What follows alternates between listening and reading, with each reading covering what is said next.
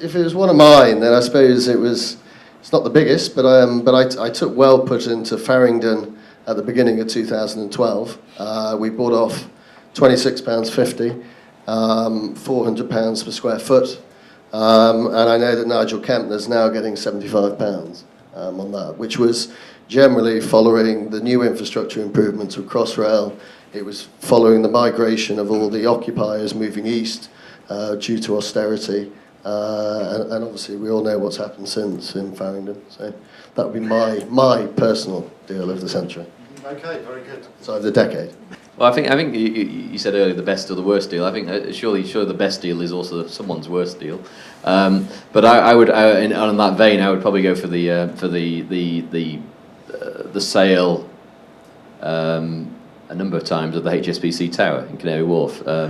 Sort of sold at a peak price, bought back at a trough, sold again within a few years. So that stands out to me as a sign of the cycle we've just been through, and a great deal for the tenant. So. Great, Alexander. I find it difficult to reduce it to one. There are three things that come to my mind. My old boss, bless him, Puerto Venezia in Spain, at a time when the construction company had walked off, the joint venture was defunct. It was 2010, nobody wanted to buy in Spain. And then the largest shopping center in Europe. That was a gutsy deal and has done very well. From a vision point of view, logical by Blackstone to go into logistics at a time when the market didn't really understand what was about to happen in the logistics environment globally. So that was huge foresight and extremely well executed.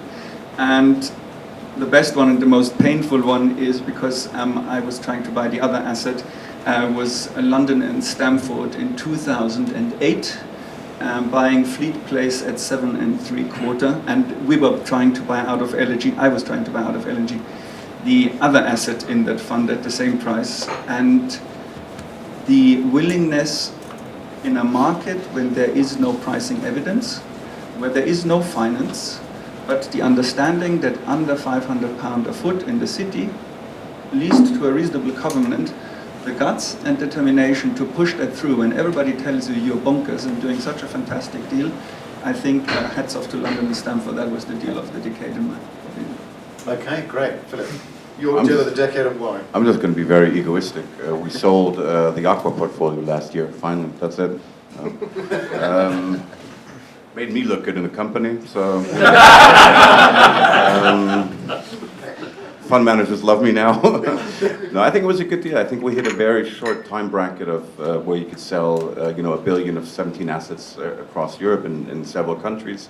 Trying that now, I think, has proved to be extremely difficult. So I think timing, preparation, and the quality that we delivered in documentation, to then be able to close the deal in 2 months after exclusivity, I think that was well done. Well done, Philip. So that's really embarrassing. Say something else. I think in fund management space, clearly the Internos purchase of GPT Howard. Well done. No, I think Blackstone, without a doubt to me, Blackstone British Land buying 50% of Broadgate, selling it to GIC 10 minutes later for a 10 times multiple. Pretty impressive. Thank you very much.